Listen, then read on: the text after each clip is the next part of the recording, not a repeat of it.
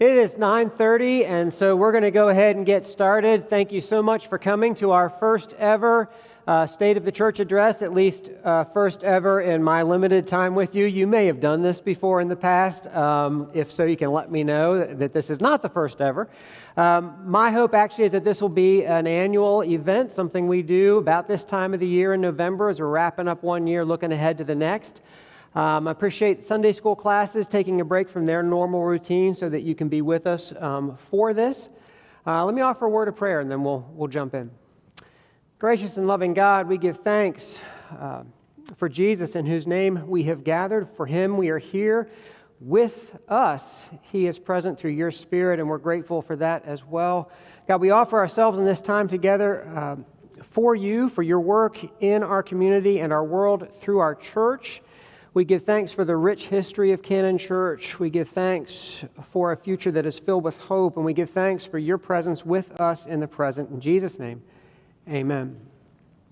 So, a couple things. One is that I'm starting promptly because we need to finish pretty precisely at 10:15. We've got a lot going on with worship this morning, multiple musical groups that need a sound check and a rehearsal. So we will wrap up at 10:15, and then following the service, we'll invite you to join us for some refreshments in the connector. And so you're welcome to kind of exit. You can, of course, remain to hear the praise band or the orchestra or both warm up. But if you'd like, you're welcome to join us afterward for some donuts and some coffee and some conversation in the connector. Also, I want to give you the background to this. We had our church council meeting on October 17th. We were getting ready for the charge conference, which is this afternoon. That's a joint charge conference with other churches in our corner of the district. And as part of that church council meeting, we looked at kind of where we are financially, looked at where we are in terms of our facilities with the trustees and their work, looked ahead to our budget for next year and what that says about where we are and the challenges we're facing. But then I also shared vision and plan for ministry, kind of vision in terms of long-range goals. Here is where we are going. Here's, I believe, where we are being led by the risen Christ, and then also kind of the plan in terms of how do we get there. And so once we had kind of gone through that conversation, the part of the response to that was it would be really helpful if we shared pretty much the same thing with the church as a whole, kind of did a town hall format, if you will. And so this State of the Church address has come out of that experience together as a church council. A lot of what you'll see is what they saw. And so we'll go ahead and with kind of where we started, we took a look at our financial status. I'm not going to go through this in great detail, but it's part of what we looked at the church council meeting. At that point, it was through the end of August. And Anthony, you can go ahead with the next slide. So at that point, we were looking at an operating loss of $119,156. And then actually, if you go to the next slide, one of the things we have to take into account is that we do make payments toward our mortgage principal each month. And so year to date, we were looking at an overall loss of $166,105. As we have said repeatedly throughout the year, we are, in the black or just still in the black because of grants which we have received. Last year, this year, Payroll Protection Program has helped us tremendously. So have grants from Bright for the Start and for our weekday children's ministries. And so those additional sources of income have been life-saving to us. Hopefully everyone has seen either in the bulletin or in the email that we sent the financials for through the end of September. And so the big picture there is that once you factor in those grants, we're $37,000, almost $38,000 in the black through the end of September. Obviously, especially the Payroll Protection Program grants, there's not going to be a third round. And so that's been a lifesaver for us, but that is coming to an end. We do have some of those funds still available to us, but not too much at this point. So that's kind of the financial picture of where we are. I've kind of tried to say consistently that it's a good news, bad news situation. The bad news being that our expenses are, our income is lagging behind our expenses. The good news being we have these additional sources of revenue. And so that's been the picture for us all year long. I do want to go ahead to the next slide, Anthony. This is an important piece of this is sort of an important part of the picture for us. If you look at annual giving, just about everyone here knows the kind of trauma and loss that you lived through before COVID. Our church is unique in that we have crisis on top of crisis, trauma on top of trauma. And so you can see what happened to our annual giving just because of the, again, as I refer to it, the kind of trauma and loss before COVID hit. So we're looking at substantially less income than we had back in 2016, 17, 18, and then it's continued declining since 2019. So there's no great mystery as to why we are struggling. All churches are struggling because of COVID. We're struggling because of COVID and also because of what you have been through, and we're still recovering from that. So we are recovering from two crises, and that's a special challenge that we have. It's also a challenge filled with opportunity for us. Let me go ahead to the trustees report. That's the next thing. I'm not going to go through this in detail, but the big picture I want you to get is that we have a wonderful facility that is also 30 plus years old, and so it is aging, and we have the kind of challenges that come with an aging facility. We had to replace our commercial refrigerator. We've installed security cameras. We had some duct detectors go bad, which created a whole interesting scenario where we had to kind of walk around the building constantly checking for, it was just we've gotten them replaced. I'll stop talking at that point, right? So we have significant HVAC replacement repair challenges. Let's go to the next slide. The grand lobby window, one large pane, shattered, and it's one of the mysteries in the life of our church because no one knows what happened. There was no sign, and the shattering was not consistent with something being thrown at it or shot at it. But it's been replaced, so whatever it was that happened, it's been replaced. We had to replace the transmitter and receiver for the handicap access to the grand lobby. We've had some plumbing repairs. We are constructing a multimedia booth in the fellowship hall. We have the challenge of some leakage from the John Wesley room and pavilion doors. And as all of you know, we have ordered and are waiting for a soundboard, which unfortunately is caught up in the delays that exist for everything at this time. Our supplier basically lets us know when they're getting a shipment, but they don't really know if our board will be on the shipment when it comes. So we are living with that uncertainty, kind of doing the best that we can with a loaner board until the new one comes. One of the things at the top of that piece of the puzzle for the trustees was the sale of Hope House. That's an ongoing goal and expectation for this coming year, and so that is still in the works.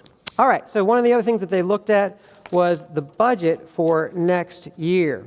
And so you can see that we have, and I want to mention that Susan Ackerman does tremendous work every year putting together a budget, looking not just at what we expect to spend, but also what we expect to receive based on history, based on trends. So what are we looking at? It's not a shot in the dark. I mean, she's looking at a lot of history. Of course, recent history has created a lot of uncertainty, but she does a great job. And then also in terms of expected expenses, working through all the different ministries, talking with all the staff members responsible for different areas, what do we expect to spend, need in the coming year. So as you can see, our expected income for 2022, given current trends, puts us at $1.527 million. You've got gifts to the church, you've got kind of other income, and then you have preschool and after school. Our weekday children's ministries, as I think most of you know, their budget is part of our larger church budget. They are ministries of our church, and so it's one big budget that we're looking at. That's our expected income. Investments, you might think of them as expenses. We support the ministries of our church beyond the local church. Those are conference investments. And then you're looking at what we expect to spend as a church in terms of programming, preschool and after school the same way. And so those kind of, that piece of our budget comes to $240,000, $868. And go ahead to the next one if you would.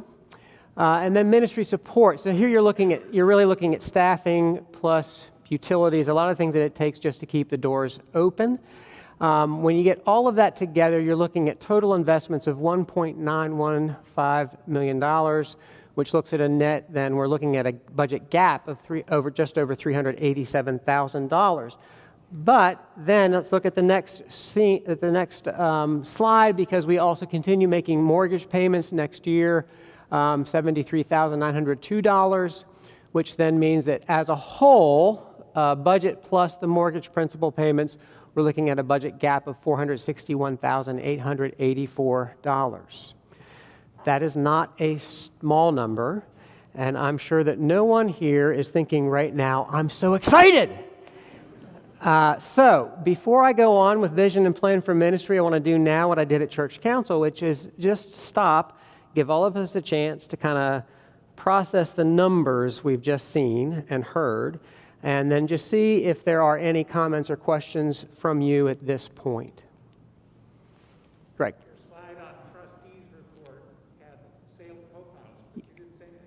Yeah, so we have been in the process. Last year at this time, we approved the sale of Hope House. We do have buyers. They are themselves contractors, and so their intent is to buy it, renovate it, and then sell it. And so we expect to get anywhere from at least $100,000 to $130,000 net. Is that accurate, Ron, to say? Okay, we're going to separate the land itself from the land 19 acres of the church. And that's taken forever, this long.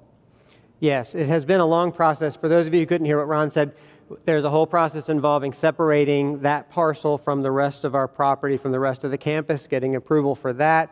We will have to reroute some utilities to the garage apartment, which we also own next to the Angel House. So there's a little ways to go, but it's with the county. We've kind of cleared all the major hurdles, and so we do realistically expect to sell that property this year. And again, as I said, to net anywhere from $100,000 to $130,000. Now, that is not money we can use for operating expenses, but it is money we can use for mortgage, and so it would be a significant help to us in that way. Other comments or questions?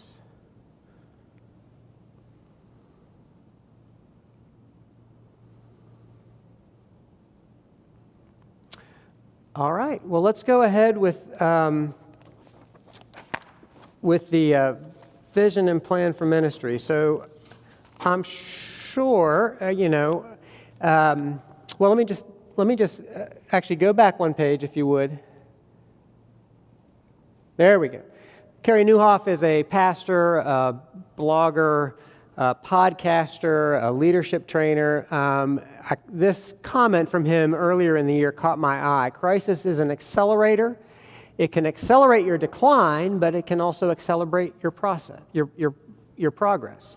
And so this time, which is filled with so much uncertainty for everyone, is actually a time that is pregnant with possibilities. This is a great opportunity for us to go forward. And so that makes me think, if you could put that back up, not that one, the one before it, that made me think of these words from the Apostle Paul from Philippians chapter 3, forgetting what lies behind and straining forward to what lies ahead. I press on toward the goal for the prize of the heavenly call of God in Christ Jesus. Now, you may be familiar with Paul and his letter to the Philippians. He pictures himself, images himself, speaks of himself in those couple of verses as a runner in mid-race. Forgetting what lies behind, straining forward to what lies ahead, I press on toward the goal for the upward call of God in Christ Jesus. One of the things that is interesting, ironic, paradoxical, but deeply significant is that Paul was in prison when he wrote those words. He was limited. He was constrained, not free to go where he wanted to go and do what he wanted to do. And he didn't write, once I get out, I will press on. He didn't write, this one thing I long to do at some day in the future, I'm not sure when. No, he said, right now, this one thing I do, when I'm in prison, when I'm limited, when I'm constrained, I press on. He was not free to go to Philippi in person, which is what he longed to do, but he was free to receive guests, which he had done. He was free to write letters, which he did.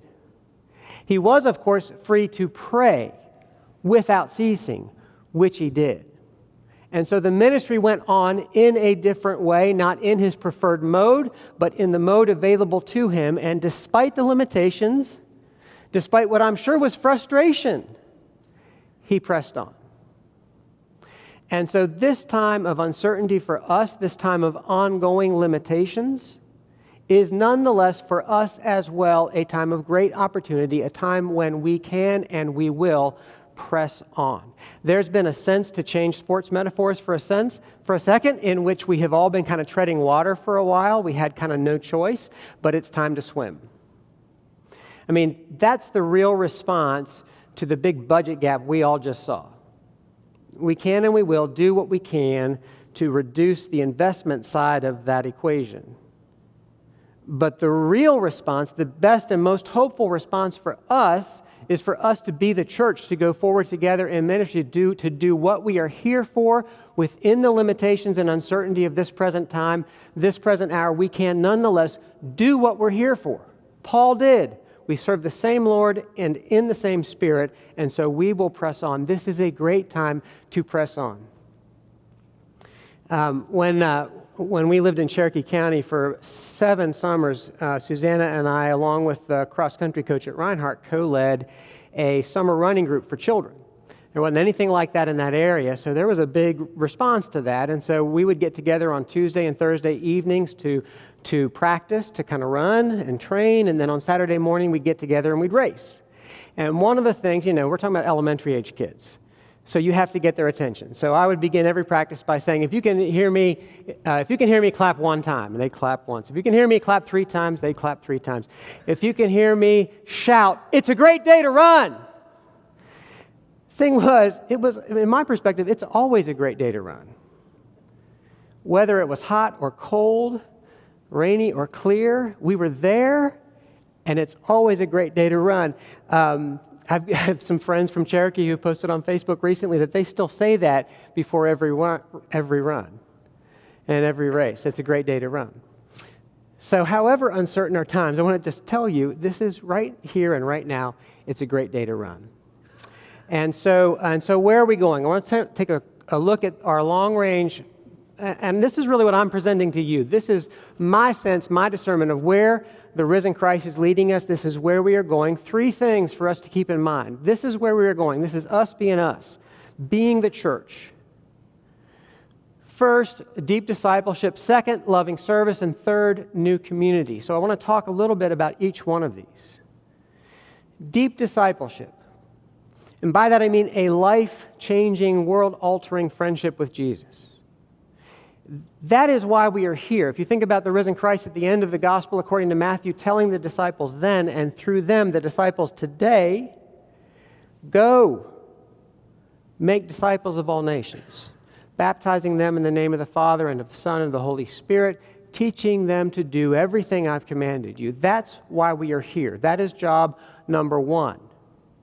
It's actually and surprisingly easy to forget that and do something else instead. Something related, something next door, but not that. Once churches have been around for a while, it's easy to think that we are here to do what we've done. That's one thing that churches end up doing. Instead of making disciples, they do what they've done. Or sometimes churches turn the facility itself into their reason for being, and we are here to protect our facility, to preserve our facility. Other churches exist to do what the pastor wants done. Others exist to do what certain central influential families want done. And there always are good things in all of these purposes, reasons for being, but none of them actually is the real purpose of the church. As one bishop remarked, and I wrote it down because it was so striking to me at one of our annual conferences, he remarked that God does not have a mission for His church. He has a church for His mission. Mission is to make disciples of Jesus Christ. The Book of Discipline says, for the transformation of the world. My take on that is for the glory of God and the good of the world. That's why we're here. That job description, that purpose, that reason for being does not change. And I want to stress deep discipleship. That means when we enter into a relationship with Jesus Christ, when we become disciples of Christ, it affects and changes everything about us. It affects our emotional life, our intellectual life, our social life, our physical life, our vocations, our avocations. Everything gets affected. Everyone gets to come as they are. No one gets to stay as they are. We're all on a journey becoming like Christ in the power of the Spirit. And so we want to be a church where we do deep discipleship, not just membership drives. Hey, we got this budget gap. We need people. That's not why we're here. Anthony, if you put that back up there. A long time ago, I read a church health expert, not a church growth expert, but a church health expert, remarked that your church is not ready for renewal unless and until it's answered 3 questions. And those questions are, why do people need Jesus? Why do people need the church? And why do people need this church? Those are different questions than how do we get more people? If the church is healthy, if it's making disciples, if it's serving God and the community, the church will grow. And the finances will be taken care of. Why do people need Jesus? Why do people need the church? Why do people need this church? Those are three key questions for us to live with, wrestle with, and respond to. And it's very important in this time of financial anxiety for us to remember that we're here to reach out with the gospel, with the good news of Jesus, not to reach out with us and our needs. As soon as we do that, that pretty much sends us on a downward spiral, and it's just a question of time. The other thing I want to mention, this is another Carey Nieuwhof quote. Actually, it's not original to him. I don't know who first said this. It's kind of going the rounds. It's been circulating among pastors. But important for us to remember as we reach out to the community, want to meet new people, engage new friends, new neighbors, what you win them with is what you win them to. So in other words, if we win them with entertainment, we've won them to entertainment. If we have won them with the personality of the pastor, we've won them to the personality of the pastor. You get what I'm saying? Right? So we want to make sure that it's Jesus on whom we are centered, that it's the good news, the gospel of Jesus, the good news about Jesus. That's what we offer. We find new and creative ways to share that good news with new people, but the focus always really must be on Jesus. A relationship, a transforming friendship with Jesus. So the last thing I want to say is this is part of the cultural shift that we have been in. This is part of the opportunity that we have right now to kind of adjust in profound ways to it. But we have been in this cultural shift for quite some time away from Christendom. Christendom is this centuries long, it's millennia long, sort of religious and social and political and cultural dominance of the Christian faith in the Western world. Beginning roughly around 325, when the Roman Emperor Constantine became a Christian, that changed the nature, the relationship between the church and the world around it. Not immediately, but over time, the Christian faith became the dominant faith in the Roman Empire, and then became the dominant faith in both Eastern and Western European countries. Many of you grew up in a world in which you could simply assume that the vast majority of your neighbors were Christian. The only question was, what kind of Christian? Where I grew up in the north, it was Protestant or Catholic, and then there were a whole lot of other options under each of those headings. Actually, where I grew up in Butler, it was Protestant, Catholic, or Orthodox.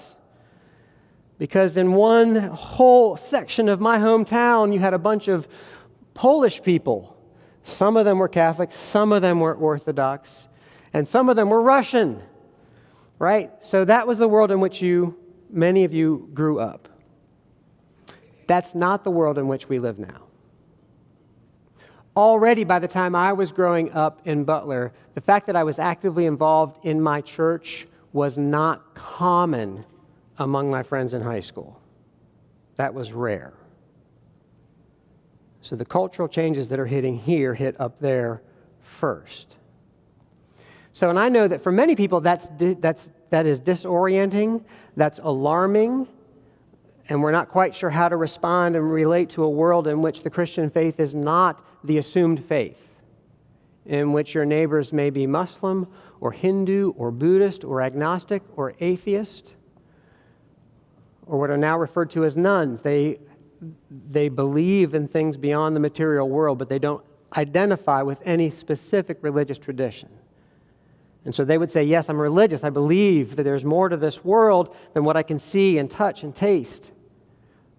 But I don't self-identify as Christian, Jewish, Muslim, Hindu, or any other. Like they check the box, literally check the box that says none. That doesn't mean they're atheists or agnostics.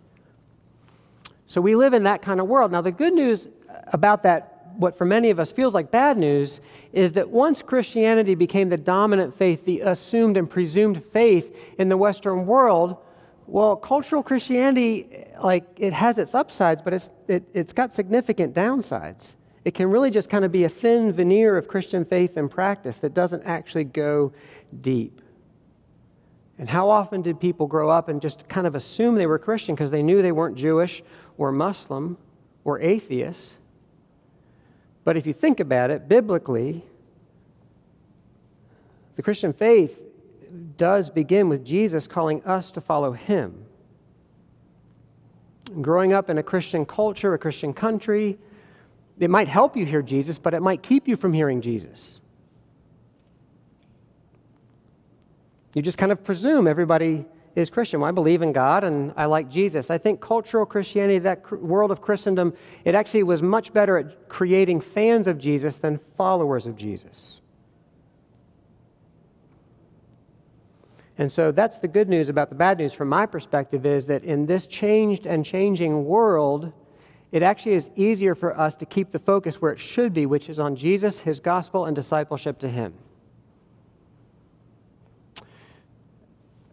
I'll try to pick up the pace. So, as we follow Jesus, how do we engage this world around us, which has changed and is changing, which is not like the world in which many of you were raised?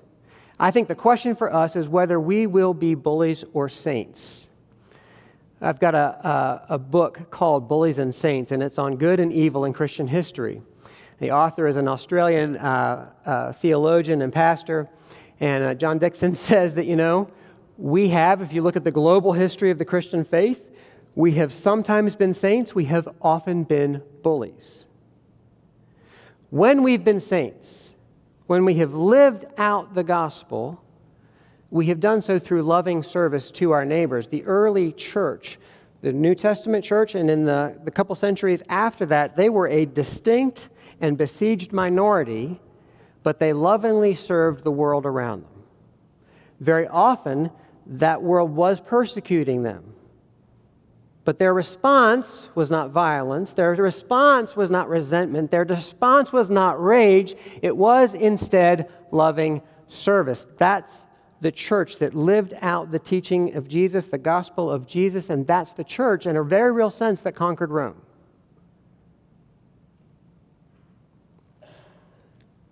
The early church lovingly served a world that was hostile toward them, but they were not hostile toward us. And so I think one of the questions we face today is, what's our primary attitude, our primary mentality, our primary approach to the world around us? Do we see ourselves as being under siege or on a mission?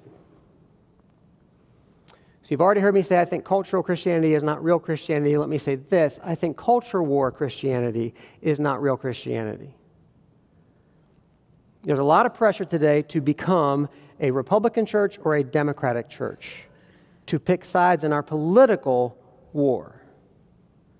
I believe culture war Christianity is a massive distraction and a very costly one.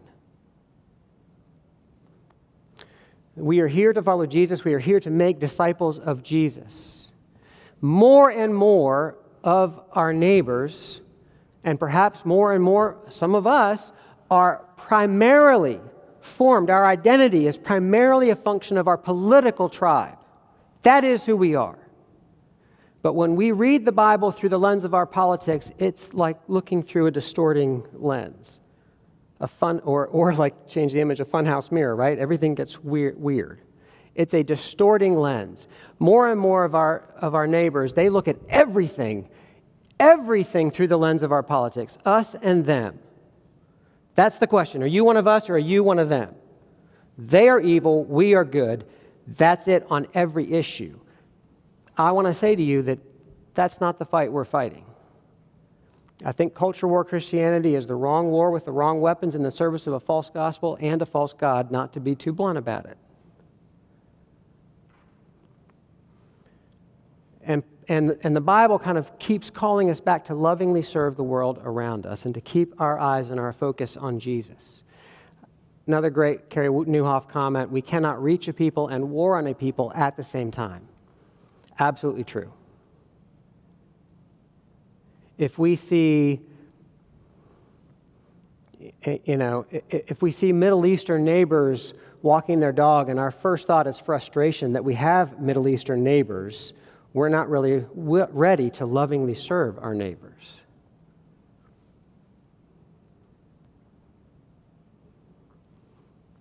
If we see Asian neighbors going for a run, and our first thought is, well, how many more of these people are we going to have in our neighborhood? We're not ready to lovingly serve the world around us. I'm obviously speaking as a white person to an overwhelmingly white church. But let's be honest, this is the challenge that many overwhelmingly white churches have. how are we relating to the world all around us? Loving service for followers of Jesus, that is the only option. If we do anything else, we're not serving Jesus. So that's a big part. And now part of what makes me I'm going on about this because it's just in the air everywhere. But what gives me hope is that this is in your DNA. This is who Cannon has been from the get-go and who you want to be. Once again, when I first got here and we did meet the pastor gathering, many of you attended those, and you may remember I asked, what do you miss about being Cannon, right? Because everything was on hold. What do you miss? I heard about this as much as I heard about this, gathering in the sanctuary for worship. As often as I heard about this, it was also about serving the community. I mean, actually, our 3 long-term goals are perfectly in sync with what you said you value. You also talked about Sunday school classes and small groups, fellowship, getting together with other people, those supportive networks, those caring relationships. Those are the 3 things I heard. It was like worship, service, and community. So I'm really not asking you to do or be anything other than what you've been and you've done. I really don't think that you want to fight political wars in or with the church. But let's just be honest, it's in the air all around us, and so we have to kind of keep our eyes fixed on Jesus. All right, so let me pick up my pace, move on, and then after I get done with this, I'll also open it up for comments and questions. So new community, if you think about it, the gospel created and creates a new community, a previously unseen, unimagined, and quite frankly, not desired community on the face of the earth. And it shows up as a reality among the followers of Jesus, and both with Jesus, kind of walking around Judea, but then also after the resurrection of Jesus in the church as it was planted and grew throughout the Roman world. You had this community that transgressed every boundary separating people from people. So, for example, in Galatians chapter 3, Paul is writing to a church, about our union in Christ as both Jews and Gentiles. And he says in chapter 3, verse 27, as many of you as were baptized into Christ have clothed yourselves with Christ. There is no longer Jew or Greek. There is no longer slave or free. There is no longer male and female, for all of you are one in Christ Jesus. That's 3:27 through 28. And then I want to turn to the book of Revelation, which often makes people nervous. Don't be nervous. This is a vision of God's people in glory from Revelation chapter 7. After this I looked, and there was a great multitude that no one could count. And here are the key lines. From every nation, from all tribes and peoples and languages, standing before the throne and before the Lamb, robed in white, with palm branches in their hands, they cried out in a loud voice, saying, salvation belongs to our God who is seated on the throne and to the Lamb. Then one of the elders addressed me, saying, who are these robed in white? Where have they come from? I said to him, sir, you are the one that knows. Then he said to me, these are they who have come out of the great ordeal. They have washed their robes and made them white in the blood of the Lamb. For this reason they are before the throne of God and worship him day and night within his temple, and the one who is seated on the throne will shelter them. They will hunger no more, thirst no more. The sun will not strike them, nor any scorching heat.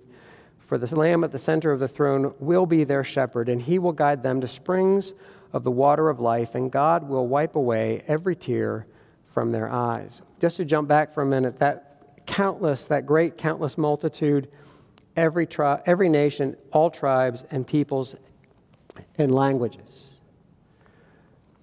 We are uniquely positioned, living where we do, to embody and bear witness, kind of live toward that reality, the fullness and breadth of the people of God. We live in an extremely diverse community. And because of where we live, we have an opportunity to live out Galatians 3 and Revelation 7 in a way that they don't have that opportunity because of where they live.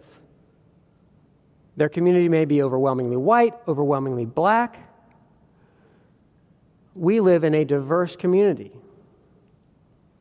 And so I believe that God is calling us to live into and toward the new community created by God through the gospel. Jesus is our tribe. He is what makes us one. I'll be honest, I have no idea how to do that. We have not, the church has not done that in a very long time. But the church did do that in its first centuries. I mean, it was a gathering of people whose only common denominator was Christ. They were Jews and Gentiles, Greeks and barbarians, slave and free, men and women, poor and rich. I mean, they came from every walk of life, and the one thing they shared was Jesus. How powerful is it when that happens? How powerful would it be? What a witness to the gospel to see that happen here. I don't know how that happens. I figure at least it can start by saying we want to go there. We want to get there. That is God's calling us. Either we live toward Revelation 7, or we'll be shocked when we get there. But I figure if we live in a place like we do, we have this rare opportunity, and this is God's call, and this is where Jesus is leading, and we'll figure out how to follow him there. I put that phrase, happy are the uncomfortable, as my own addition to the Beatitudes of Jesus. Because if you think about it, if we follow Jesus, we're kind of always uncomfortable. We should be uncomfortable. We should be living in our discomfort zone. One of the things that I used to tell kids when I coached football was, if you want to be comfortable playing football, go play Xbox. You cannot be comfortable and play football at the same time. Everything you do puts you in your discomfort zone. Just getting into a stance, right? As soon as I flex my knees, drop my hips, this is not as comfortable as just standing up straight, which is why kids tend to want to stand up straight on the football field, which is comfortable but terrible for playing football.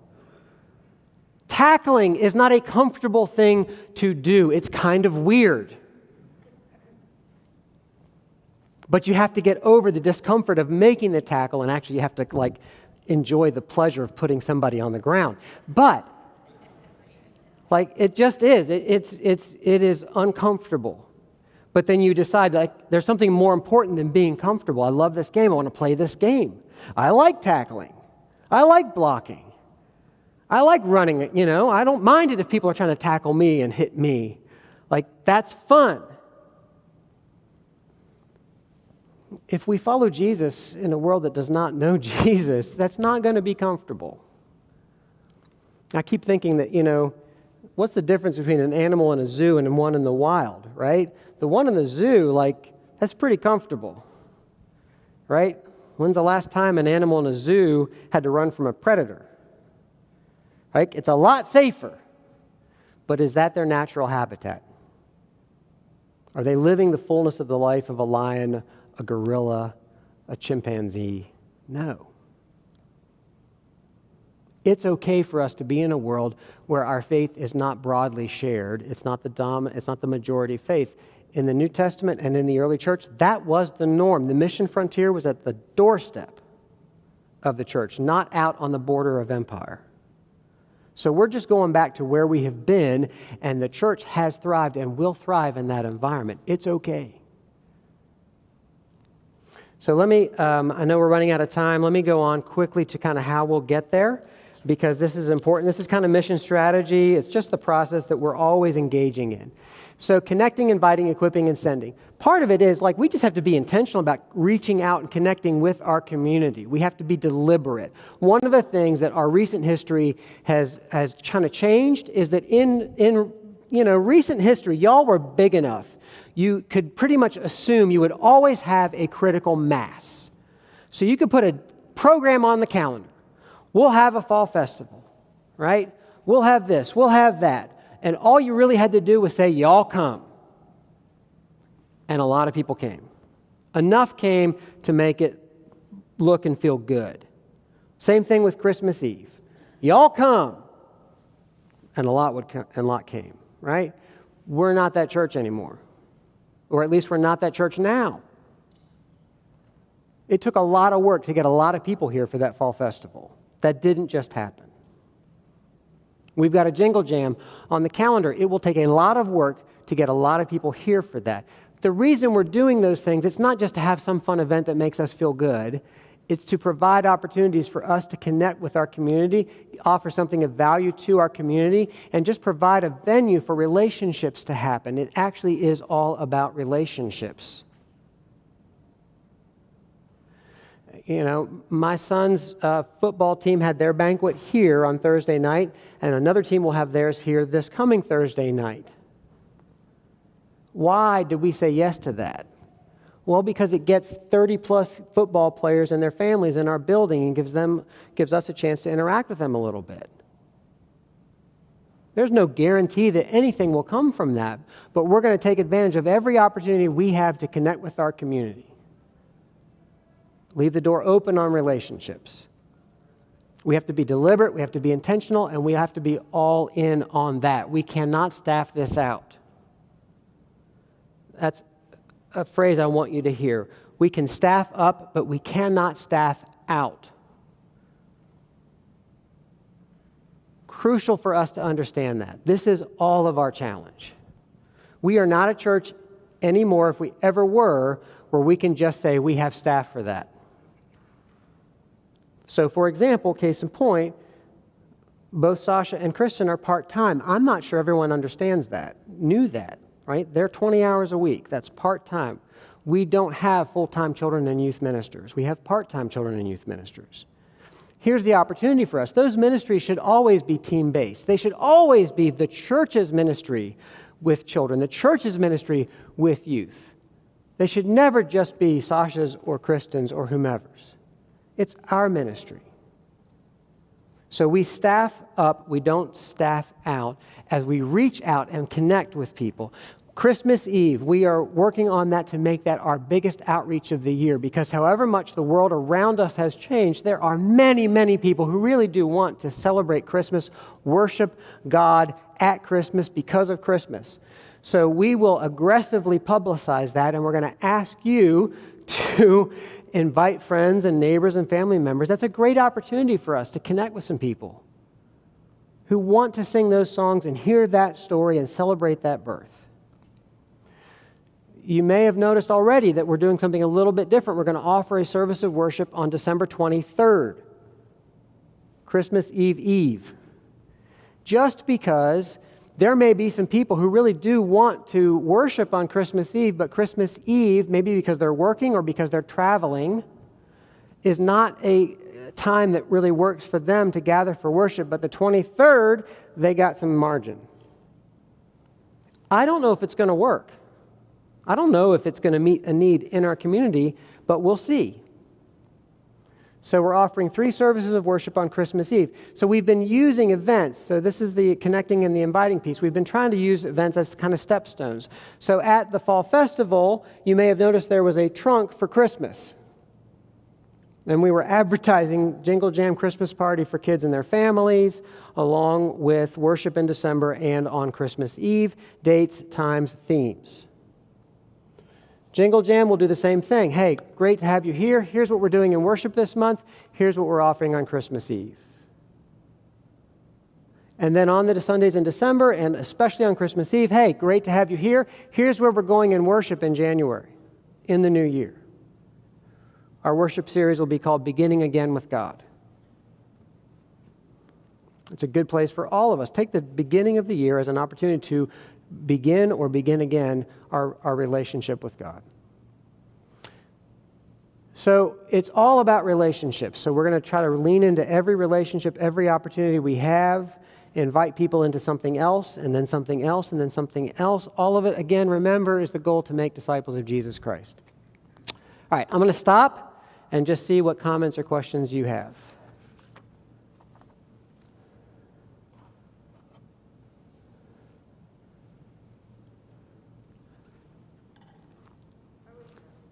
Hold on just a second. Mike, go ahead.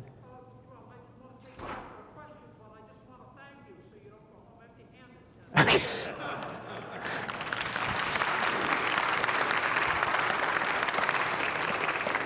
Thanks, Mike. I appreciate that. Good question. One service in the next year. At this point, to me, it looks like we are nowhere near strong enough actively to support 2 services of worship, because we've begun. So I'm glad you asked that question. So in the spring, we were averaging in the 115, 120 area. Then we hit June and July when we said, because of the COVID trends, masks were optional, and we bumped up into the 140s.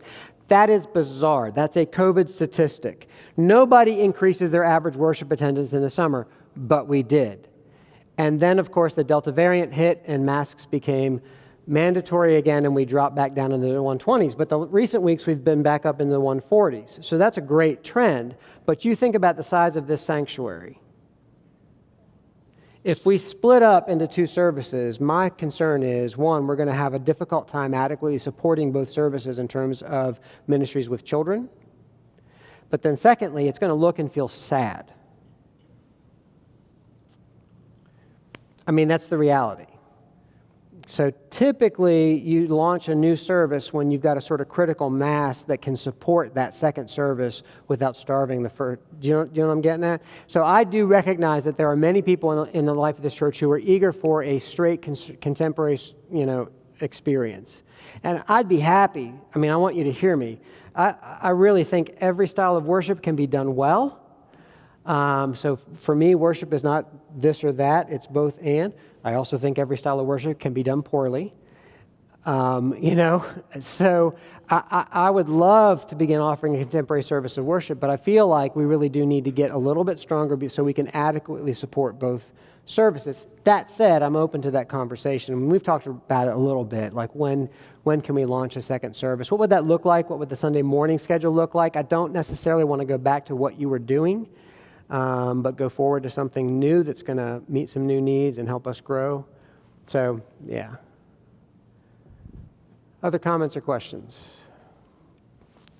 Greg. I just like to say, I think that past few Sundays, by having more contemporary and traditional all at the same time, and not the so strictly 1960 traditional, is a better place to be in 2020. Okay, I appreciate that. And I appreciate Matthew's flexibility. We've been trying to weave things together in a way that really just brings all of our strengths to bear. I mean, that's really kind of, we have an embarrassment of riches, and so we want all of that to be part of our worship. I do also want to say one of the changes we made, which you all know, is that we have asked the children to begin the service with us. We've reintroduced a children's message, and that the reasons for that really were kind of twofold. One, we just think it's good for children to kind of have some experience of worship in the sanctuary. It's good for them. Second, actually there are 3 reasons, right? Second, it's good for us. Like, we just like seeing them and hearing them. It's encouraging to us. And then third, when we didn't have the children with us in the sanctuary at all, new people coming in would look around and think there are no kids and no young people in this church. And that's, let's be honest, that's not a great visual.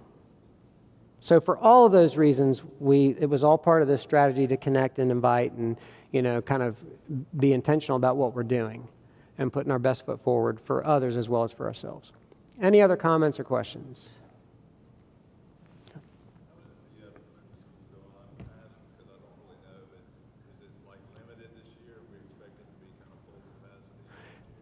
Question is about the preschool. How's the preschool doing? So the preschool is doing well.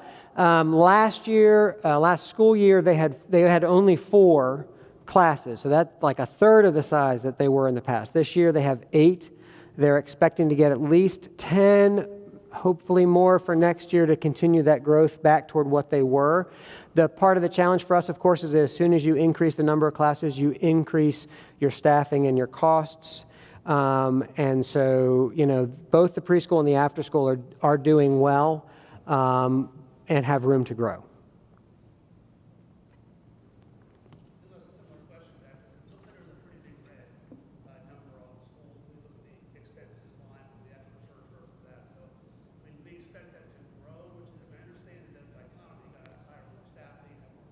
Right. But there's something underlying in the accounting that makes that number that red, or simply not enough people supporting schools. You talking about that? Oh, the schools? Yeah, right. So one of the things to look at that's a fully, as you have it in the bulletin, right? And as it has appeared previously, fully allocated budget. That means it's not just the direct expenses that they face, but everyone's share of our expenses that we share.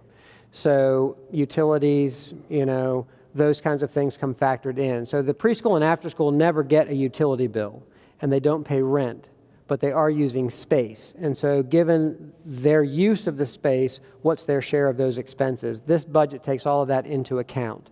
When it's asking if they're covering their expenses, it's not just the bills they see, but the ones they never see.